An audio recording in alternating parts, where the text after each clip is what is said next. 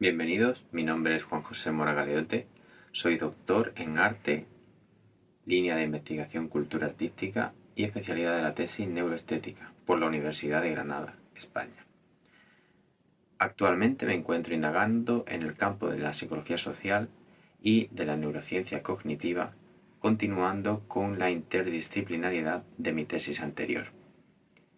Antes de nada, agradecer a la organización de Nodos del Conocimiento en esta segunda entrega por la visibilización de mi investigación, así como a los responsables del nodo en cuestión.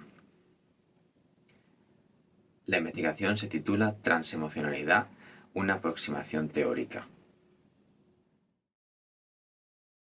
Esta investigación viene de la observación, indagación y posterior búsqueda de solución a un problema que camina con nosotros desde los comienzos del desarrollo y evolución humana, las emociones, y cómo éstas hacen de nosotros unos individuos diferentes al resto del reino animal y también únicos a la hora de relacionarnos con nuestros iguales, dentro de la sociedad en la que vivimos.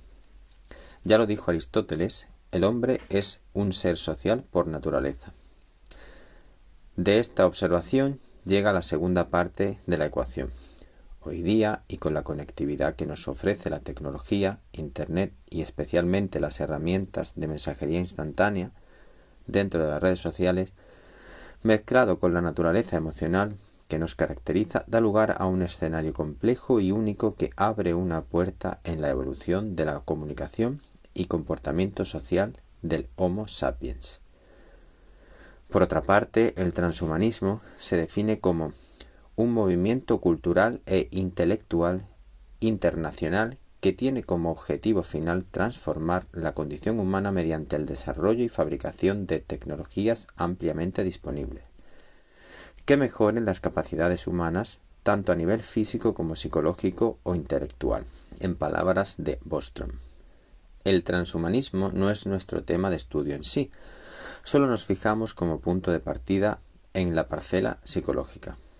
Viendo cómo están afectando las redes sociales que emanan del superordenador smartphone que llevamos con nosotros a todas partes y nos mantiene conectados las 24 horas, podemos defender que el transhumanismo en esta parcela ha fracasado. Hablar del fracaso del transhumanismo queda patente después de los últimos ejemplos asociados a las redes sociales y la conectividad. Frances Haugen, trabajadora de Facebook, de ahora en adelante conocida como Meta, confesó la dudosa relación de dicha entidad con la moral y el beneficio de los usuarios en relación a su salud mental. Otro ejemplo es el documental de Netflix El dilema de las redes sociales, emitido en 2020. Y por último, el evento mundial de la caída de Facebook, Instagram, WhatsApp, en definitiva todas las redes sociales del equipo Facebook. Esta caída ha dejado patente la necesidad y dependencia de las redes sociales y la constatación del FOMO, de las siglas en inglés Fear of Missing Out, o la ansiedad por estar desconectado de las redes sociales. Ahí es donde vemos necesaria una transemocionalidad y el transhumanismo ha fracasado, ya que la tecnología ha modificado la conducta, el comportamiento humano no de la mejor manera posible. Sin adherirnos al pensamiento transhumanista ni añadir un tinte efectista de ciencia ficción, la forma en que nos comunicamos y a lo que nos obliga el uso de las redes sociales, estar conectados en todo momento y proyectar una faceta de nosotros, producida en aras de dar lo mejor de nosotros mismos, está haciendo que modifiquemos esencias sutiles de la mano de procesos psicológicos básicos como puede ser el refuerzo positivo e intermitente que nos da la pantalla y las aplicaciones con las notificaciones, creando necesidades que encajan perfectamente como otro complemento más del sistema consumista y vida líquida, en palabras de Bauman, en la que estamos insertos. Como antecedentes, nos hemos basado en detectar necesidades y fallas en los mecanismos de consumo de las redes sociales en conjunción con la necesidad de reconocimiento, gestión en la interacción con el otro y autorregulación emocional. Las redes sociales llegaron para mejorar la vida del ser humano, qué duda cabe. Una muestra es la gran ayuda en conectividad que tuvimos a lo largo de la pandemia. Sin embargo, falta el manual de cómo usarlas sin que sea nocivo mental o emocionalmente para el usuario. Las emociones se ven afectadas por el filtro de la pantalla con todo el hándicap que conlleva los errores de comunicación y las libres interpretaciones de los mensajes de los otros. Ya ocurre en la vida real, entiéndase como analógica para diferenciarla, esas malas interpretaciones. Aún más se acentúan a través de la pantalla. Prestar atención a la regulación, canalización y autogestión de dichas emociones dopadas definirían el escenario de la transemocionalidad. Ayudar a entender y gestionar la naturaleza emocional a través de la pantalla, a través de las redes sociales. La sociedad, y sobre todo después de haber vivido una pandemia y haber dejado constatación de lo bueno de la conectividad en confinamientos llenos de incertidumbre para estar en contacto con nuestros seres queridos, en segundo plano ha señalado también nuestras carencias a la hora de gestionar las emociones en situaciones de crisis. La ansiedad, la depresión, la poca tolerancia, la frustración, la necesidad y dependencia de estar conectados con la alteridad y el miedo a estar solos, a estar en una soledad no elegida que obliga a conocerse a uno mismo, partes que quizá no nos gusten tanto, hace que este nuevo escenario nos invite a replantearnos la necesidad de implementar la supervisión de la parcela salud mental y en particular en nuestro caso la gestión emocional como base de la misma. No hace falta hablar de teorías de manipulación de masas o de modificación genética al más estilo Black Mirror. De una forma más sutil, las redes sociales han ido entrando en nuestro mundo cotidiano para nuestro bien, como entretenimiento y como herramienta de comunicación. Sin embargo, se ha cruzado la línea de la modificación comportamental mucho más fácil que usando ningún componente de ciencia ficción asociado a la intervención genética. La estructuración que hemos seguido ha sido esa pequeña crítica de punto de partida del transhumanismo en su parcela psicológica. Luego, las características de las redes sociales y del uso derivado de ellas, y englobando todo de forma transversal las emociones, y cómo ese sistema límbico necesita de una corteza prefrontal cada vez más desarrollada, por cierto, pero parece ser con una mayor necesidad de puesta a punto. Esto nos dejaría los pilares de la investigación servidos. Pasamos a la hipótesis, que quedaría formulada como sigue. Si observamos la interacción del individuo con las redes sociales a través de la pantalla, advertimos una necesidad de autogestión y canalización emocional correctas. Al variar su efectismo, aunque no varíe su naturaleza, estas emociones están siendo adulteradas, ultraprocesadas por la pantalla, transformadas incluso en una especie de estímulos supernormales. En los objetivos buscamos definir el término transemocionalidad, partiendo del espíritu crítico al transhumanismo. Señalamos la necesidad de una autoconsciencia emocional más acusada, si cabe, que en la vida analógica, sin el intermediario pantalla. Abogamos por una autogestión emocional derivada de la autoconsciencia previa y así mejorar la estabilidad anímica, emocional. Planteamos la cuestión de si existen diferencias entre la emoción proveniente de la experiencia analógica y la proveniente de la digital. Por último, dejamos la puerta abierta para proponer soluciones a la problemática planteada de la falta de libro de instrucciones al experienciar las redes sociales.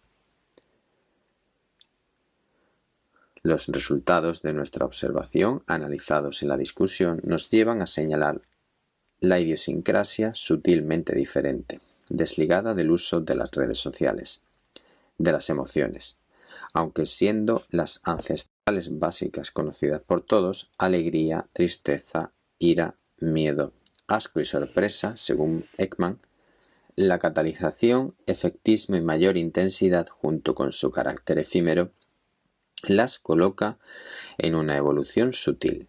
Todo esto se debe al tener como factor obligatorio el matiz que las adultera, la pantalla, transformándolas en estímulos supernormales que las hace obligatoriamente diferentes en su experimentación. Por lo tanto, las redes sociales demandan un libro de instrucciones para su uso y por ende las emociones necesitan de su control y gestión también con sutiles variaciones respecto a la gestión que ya ofrece la inteligencia emocional, de las provenientes de la vida analógica. Entiéndase con analógico la que prescinde del intermediario pantalla, como hemos dicho anteriormente. Nos planteamos entonces las siguientes cuestiones.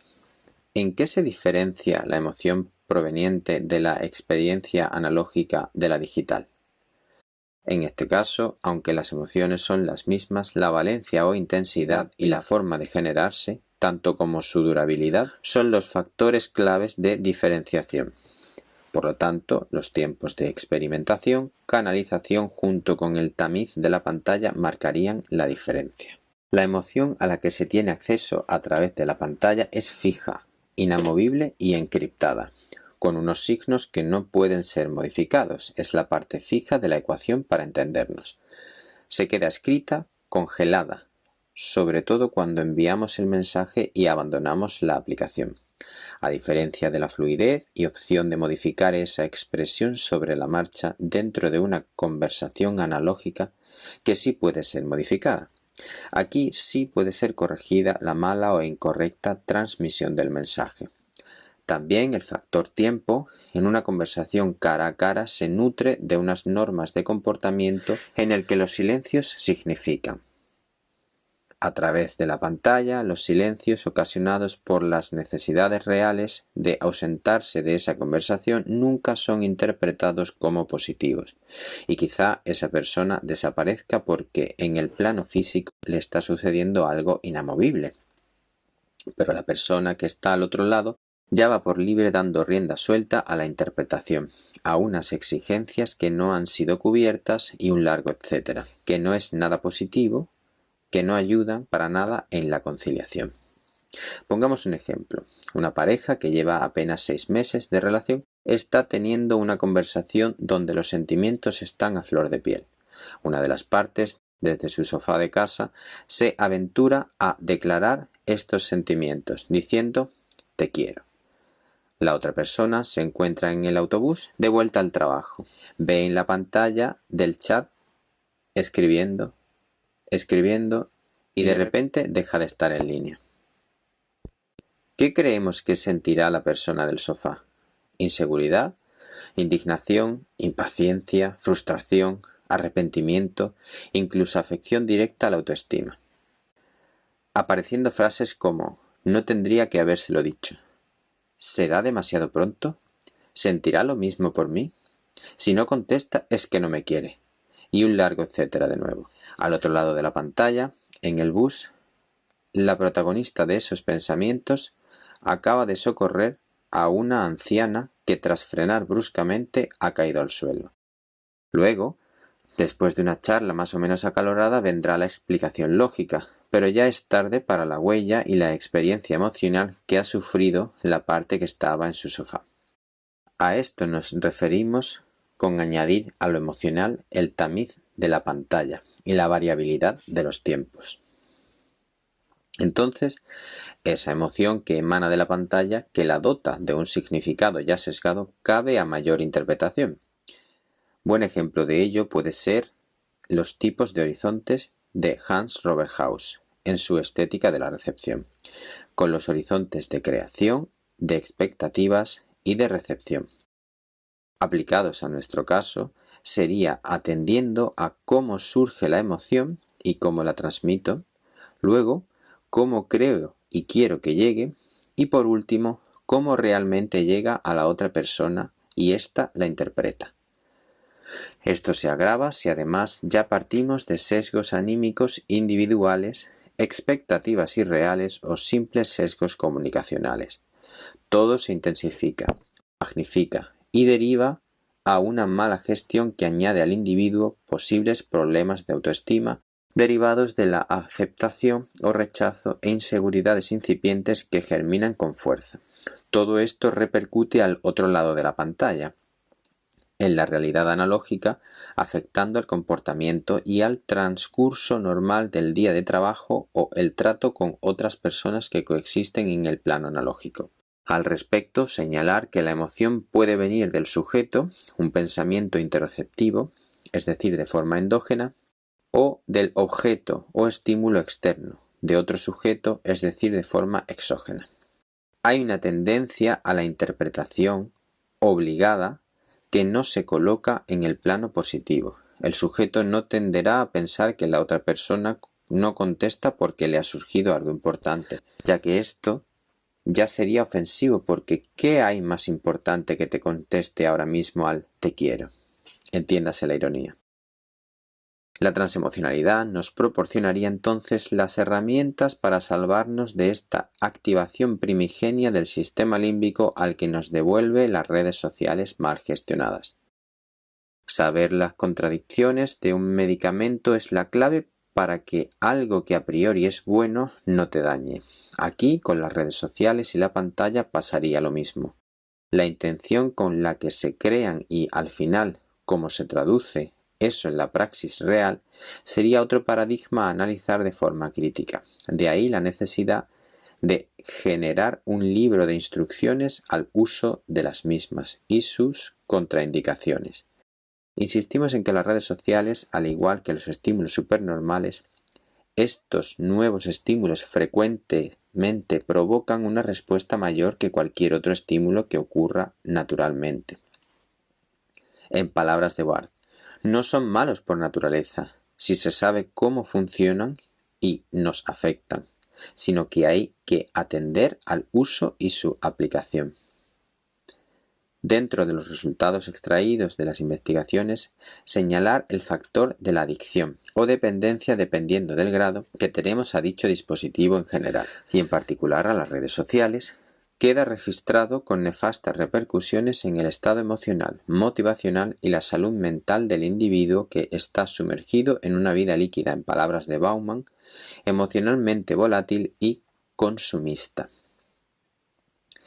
Queremos añadir la cita de Valencia, Cabero, Gay y Fernández, que dice: la gran utilización de las redes sociales repercute en diferentes conductas de las personas, como dificultades de flexibilidad cognitiva, problemas para la toma de decisiones, aumento del nivel de angustia, olvido de la realización de ciertas actividades, baja autoestima, dificultades en el desarrollo de la memoria de trabajo, conflictos en la concentración o problemas familiares. Y si a esto se le añade la mala gestión emocional y un umbral de tolerancia bajo a la frustración, tenemos un cóctel muy peligroso. A modo de conclusión, de lo anterior nos nace la propuesta futura de una herramienta dentro de la inteligencia emocional que preste especial atención a investigaciones alrededor de las redes sociales. Prestando esta atención, se llega a una buena detección de emociones, seguida de una autogestión emocional y por ende también de la emoción que viniera de la otredad. Concluiríamos con la resolución del conflicto y con una exitosa comunicación hacia la otra persona.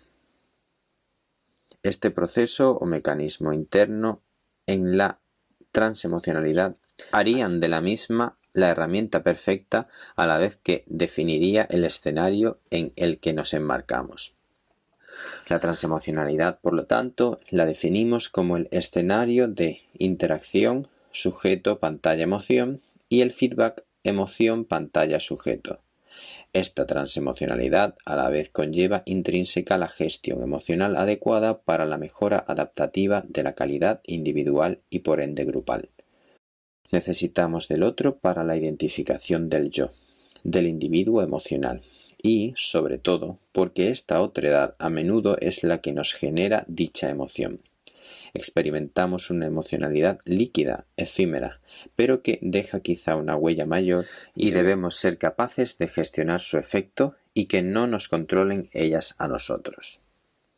Ahora, con la llamada peyorativa generación de cristal, perteneciente a la generación Z o alfa incluso, dependiendo de la fuente que estructure cada franja de nacimiento, supuestamente la tolerancia a la frustración tiene un umbral mucho más bajo en comparación a las generaciones anteriores.